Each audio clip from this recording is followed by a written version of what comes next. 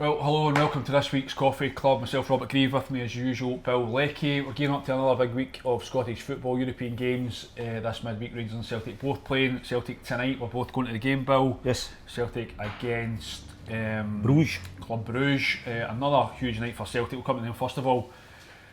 I say the game's tonight, but a huge opportunity again for Celtic, isn't it? When you look at that table now, the way this new league stage is opening up, Celtic are to win tonight and go to 10 points. With what I would say is probably still two games that are doable for them. Home to Bern and away in Zagreb. You could get 4 points out of that. They're in a magnificent position to qualify. Not even just as that kind of middle group who go into the playoffs, but whisper it. But they're doing well enough at the moment to sneak into the top 8. Yeah. We spoke about it after the Leipzig game. I thought Celtic that night were absolutely outstanding. And it was a real kind of game changer for me in terms of expectation and what you think they can maybe do this season. I think Brendan Rodgers spoke about that. It was as good as a performance that he's had with Celtic in European competition. If they can reproduce that tonight, I know that we're only a few hours away from kick-off. If they can reproduce that, they give them a great chance. That said, I think Bruges are a really good team. Bruges are a good, so are Leipzig. Yeah. But they have given themselves a great opportunity, and they must look at that league table and think, do you know what? This is our time. Well, Brendan Rodgers said at the start, to be fair, he said we'll go and grab this competition by the scruff of the neck. These players backed him up in the first game against Bratislava.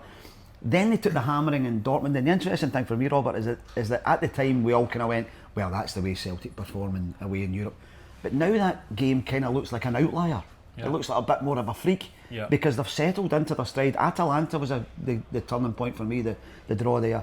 Then they come back and get the win over Leipzig. They do it in this game.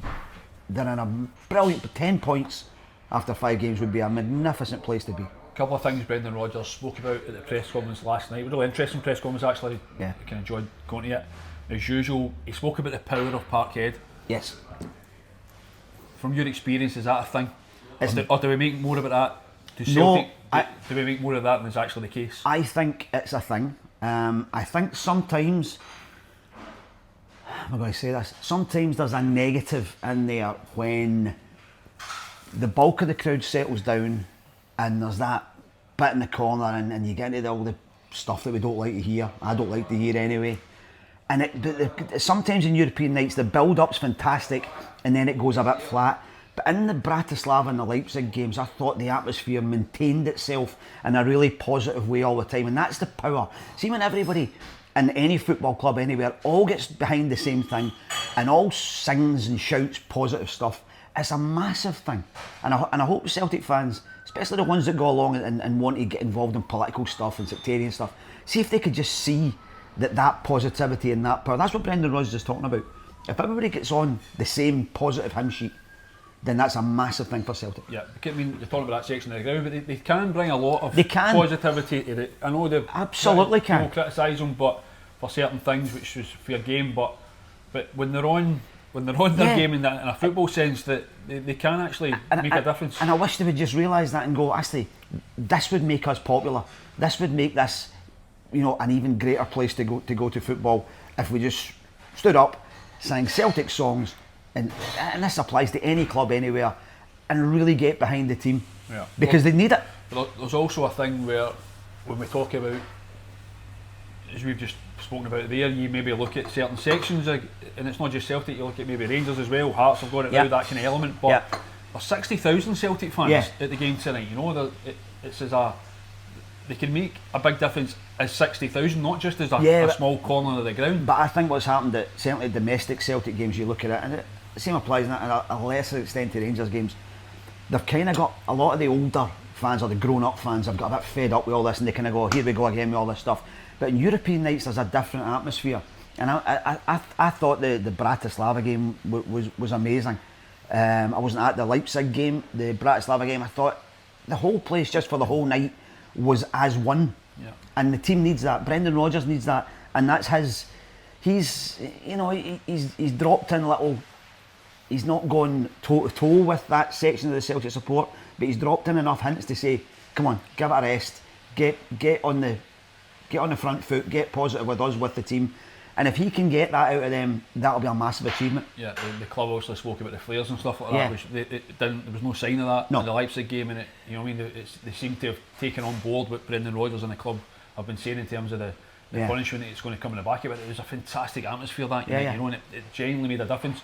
And that's one of the things Brendan Rodgers spoke about yesterday, was the connectivity between the fans, the team, him, everyone. And it's something I think he's worked hard on. It's something that he has brought back to Celtic since coming back. When you have that at any club, you've seen it down the years at places like Liverpool, and then you see the difference across, say, a Manchester United, where they lose that and the team loses something. But when you're all behind each other, you're both sitting on, right? Stephen Robinson, one of his biggest things has been working on the connection between the team and the fans. Crowds have gone up at home, atmosphere's gone up, results have got better. It's not rocket science. No. Well, it'll be a tough game, I think, for Celtic tonight, I have to say.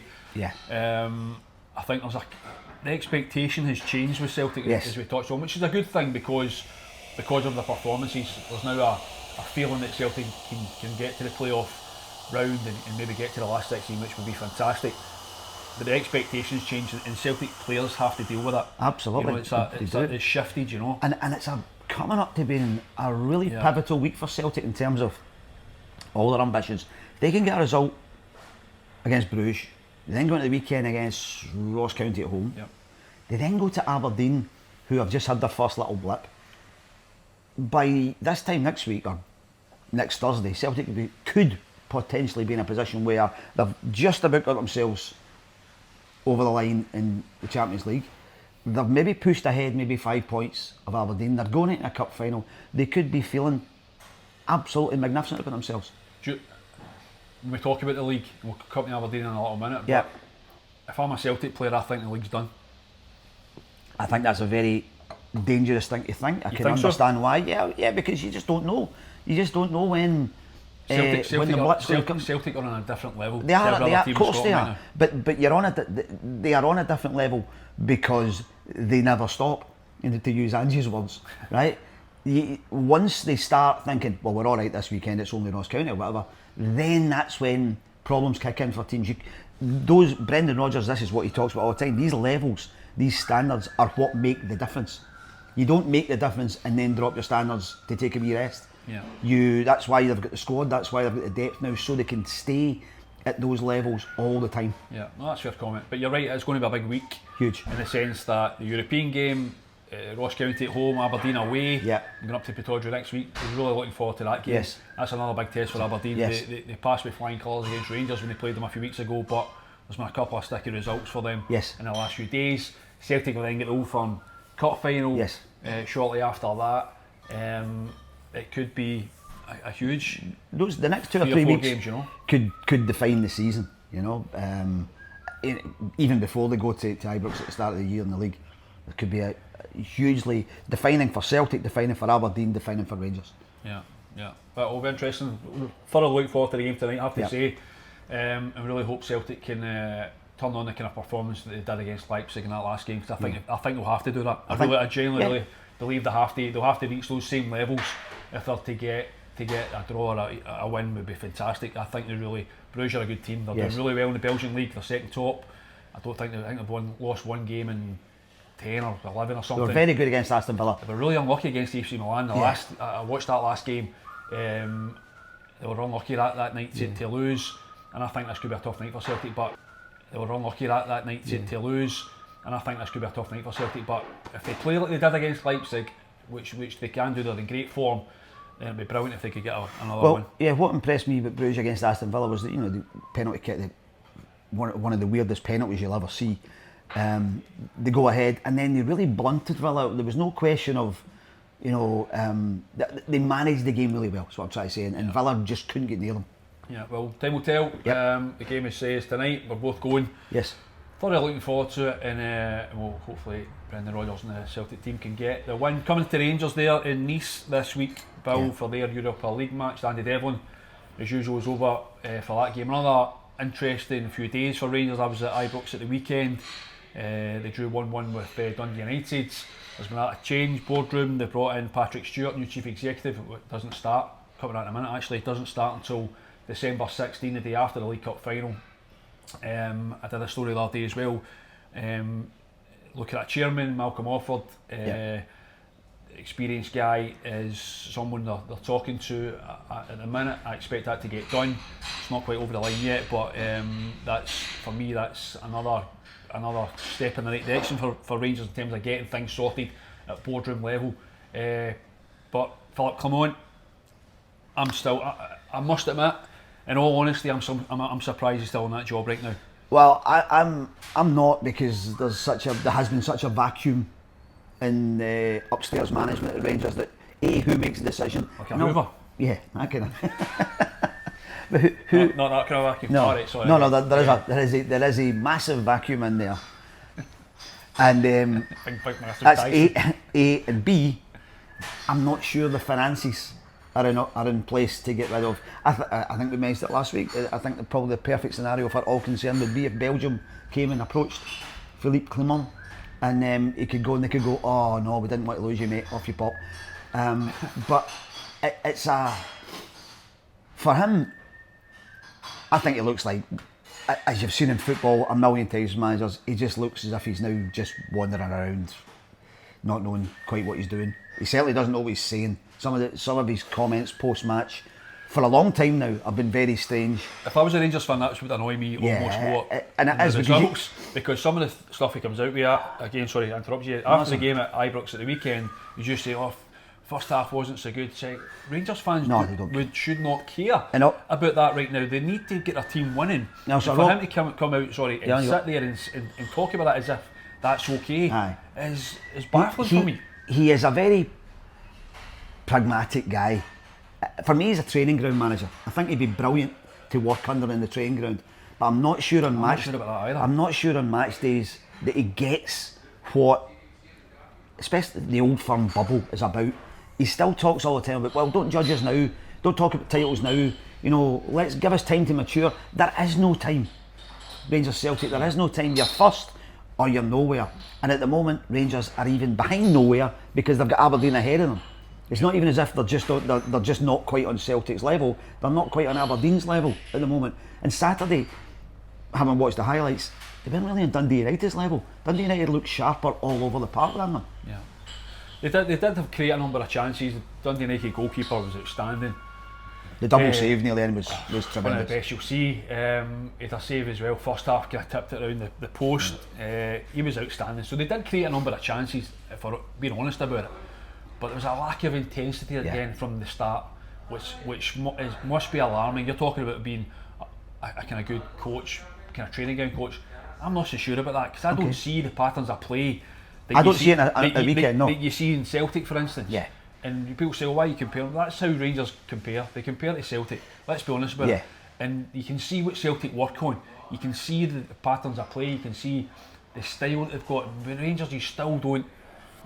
They wait for moments. They wait for Lachlan Cherny to do something. They wait. And he's the only one that's doing it. And he's doing it, yeah. But they just wait for moments. And for Celtic, for Rangers fans, sorry. And I know I'll get pals of Rangers fans.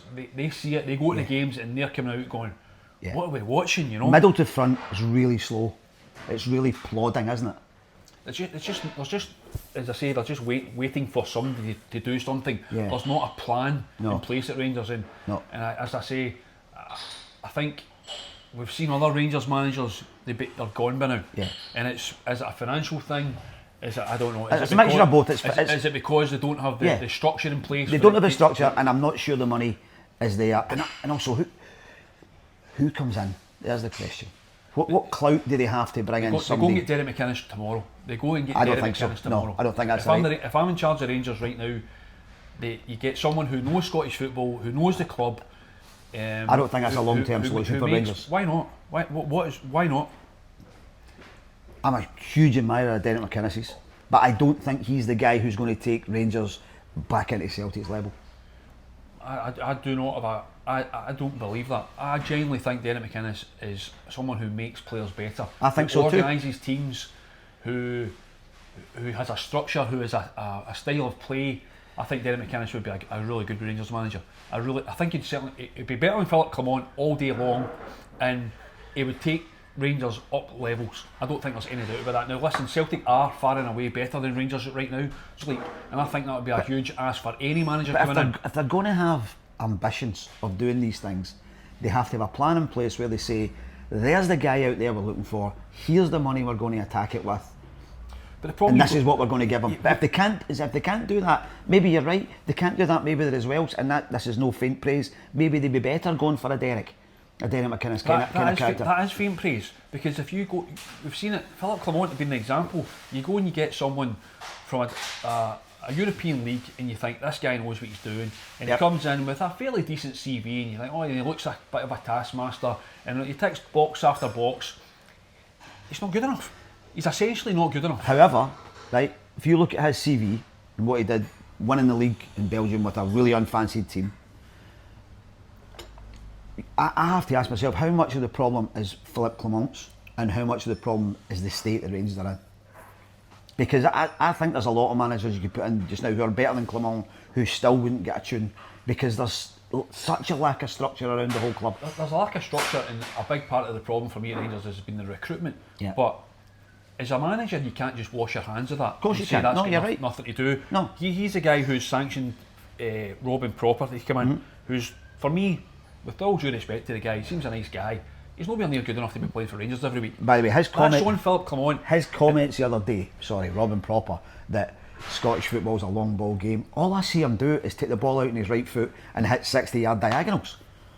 So that's confused thinking. I just don't think, as much as the structure and there are problems at Rangers which are clear as day that need to be solved, and maybe they will be solved with a new chairman, the chief executive Patrick Stewart coming in, who's clearly vastly experienced, and he should make a difference if he's given absolutely the tools to do the job. Brilliant stuff. It was so predictable, that one.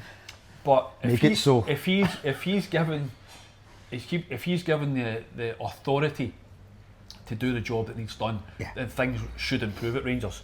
But for me, I still think the management has to be better. I think the money that's been spent could have been spent better.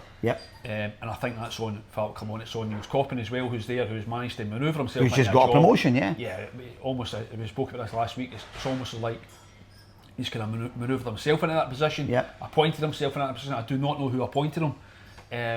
It's a bizarre one for me that happened before the chief executive comes in, before a chairman comes in. How that, I don't know. And again, on the football front, just as the next week or two for Celtic could be really defining in terms of going that way, for Rangers the next couple of weeks, if Celtic start to accelerate away, if they drop any more points to go to a really, really difficult place to go on Sunday at McDiarmid Park, they're fighting hard just now, St Johnstone. They've then got the cup final coming up. It's a massive, for Rangers' confidence, self-esteem, it's such a massive time, isn't it? Yeah, but if we're saying right now though that one of the big reasons that Philip Clement is still on a job is for financial or structure, then if they lose to St Johnstone, that hasn't changed. No. So do they suddenly then wield the axe and say, right, enough's enough? He's not going to walk. So if you look at I don't know at what point and by the way, Rangers could go to Nice tomorrow night and get a result, which they keep doing in Europe. You wouldn't put it past them, which would be fantastic for them. Genuinely would be great for them in Scottish football if we get another good result in Europe. But that takes the heat off a little bit. I've compared his situation before on here to that of Eric Ten Hag, right? And if they kept looking for months and months saying, surely this is the week he has to go, surely this is the week he has to go, and the board kept saying, no, let's see what's happening. And then eventually one day they just turn around and say, do you know what, we can't do this anymore. And I think there might come a point with Rangers where even no matter what the obstacles are for it, they might just have to go, do you know what, this can't happen. Yeah. This can't happen anymore. It's an interesting one. And it might well come, if they were to go and drop points at St Johnstone at the weekend, it might just be that's the one that breaks the camel's back. But listen, the flip side is, if you're Philip Clement right now, the flip side is you could go to Nice, get a positive result, which you wouldn't put past them because they have played well in European games this season. You beat St Johnstone. Got a midweek game next midweek at home. Can't remember who against. Neither can I. That's appalling. Apologies for that. They play at home next week. The night Aberdeen play Celtic, and then it's the cup final. So yeah, you're right. It's sliding doors, isn't it? And if they turn up on the day, and if Celtic are off their game, yeah. and we're talking about how this could be a big week for Celtic. If Rangers can do that, get a bit of form, get a bit of confidence going, then suddenly it flips. I would say that's what you've got to be selling if you felt come on to the Rangers players. But there's two scenarios we looked at. Celtic defining themselves by winning 3-4 games in a row that do get them on the go in Europe, get them well ahead in the league, win them a cup, or Rangers doing the same at their level, winning all these games. I think it's more likely that Celtic have got the momentum to do that than Rangers. It's going to be a massive ask for this group of Rangers players under this manager to win all those games. Yeah, I don't think there's any doubt about it. And I think if you're a Rangers fan, I know some Rangers fans who that's how they feel. I wrote about this at the weekend. For me, it was noticeable and glaring how many Rangers fans left long before the final whistle. It was one each. They just needed a goal. And there was there was so many empty seats by that point. There was a lot of empty seats even before the game. It was a horrible day. In fairness, so it was I think more to do with the weather than anything else. That in the late kick-off, that there was people because people decided not to turn up. But my point is, there's an apathy now. That's at Rangers. Thing, right? That's what I wrote about. There's an apathy now. Absolutely. And for me, that would be more worrying. It's beyond anger now, isn't it? Yeah, that's what I'm saying. That's what the apathy that Rangers now. If I'm Philip Clement, is more worrying than the anger. There was some boos after the final whistle, but it was nowhere near as bad as I thought it would be. Because Rangers fans, I think, are at a point where they're just thinking they're kind of almost thinking, right, just get them going and let's start again. Remember back to early last season when it was getting really sticky for Michael Beale and Celtic went and won at Ibrox and it was toxic at the end of the game, the real anger and hatred that was going around the place, and you thought, I'm not feeling that now. You go to there's a kind of apathy now. This is garbage. It's apathy. And even the other night there was a WhatsApp thing kicking around and so many people were getting in touch with me saying, is this true? And it wasn't true, there was nothing in it. Rangers weren't, the chat was, he was agreed to go and he was at 6 o'clock there was going to be an announcement, and it was nonsense. But the messages I was getting from Rangers fans was, is this happening? Because they want it to happen. You know, and I think that's do you know, there comes a point with most Rangers fans right now. There comes a point at some clubs with big ambitions where sometimes fans almost start to think, I hope we lose this weekend, because then that'll be the catalyst for it, for some kind of change. Anything's better than where we are at the moment. Because I think the vast majority of Rangers fans will believe that the title's gone already. Because it kind of is. I think if you're a reasonably sensible Rangers fan, unless you're an absolute diehard who just refuses to admit, it would take a monumental turnaround for Rangers to win the league. So it's more about Celtic collapsing, isn't it? Yeah, so I think if you're a Rangers fan, you'll accept that the title's gone, so it's about how you improve things, and the quicker they do that, the better. I don't think Philip Clement is going to be as a long-term future at Rangers. I really don't. Despite the noises the noises he makes and what he tries to have people believe post-match and his description of games, I don't think he actually believes either that he's got a long-term future at Rangers. Well, he talked the weekend about he's having no credit left in the bank, etc. That's true. That's one of the few things he said which is bang on. Once managers start saying that, then it's almost a kind of like hands up. You know. So maybe it's a relief for everybody if and when it ends. Or, as you say, maybe in the next 2 weeks he'll turn around a run of results that will get him back on side. Well, as I say, they could, and hopefully the Rangers can get a win in these, as much as their fans' point of view is Philip Clement himself, but if they can win that game again, it puts them in a great position. They've been doing well in Europe, they've been playing really well.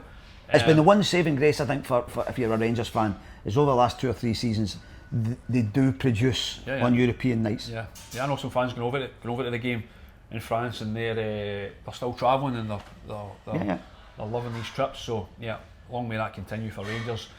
I mean, we're going to come to Aberdeen and Hibs. We'll come to Hibs. Last night they drew 3 each. What a game that sounded. Robert Thompson was there for us on the group chat. I didn't think he knew whether it was New York or New Year by the time it was finished. But fantastic entertainment.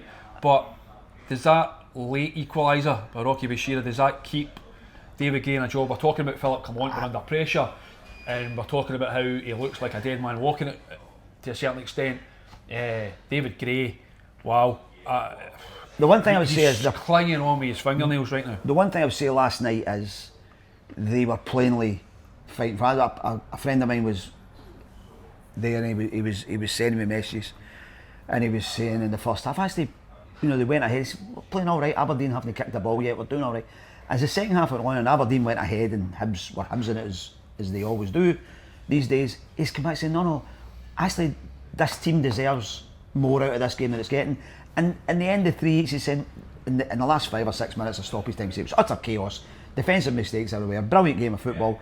And at the end, he said, do you know what? His last statement last night was, we'll go to Motherwell and win on Saturday. Now, I think they have to.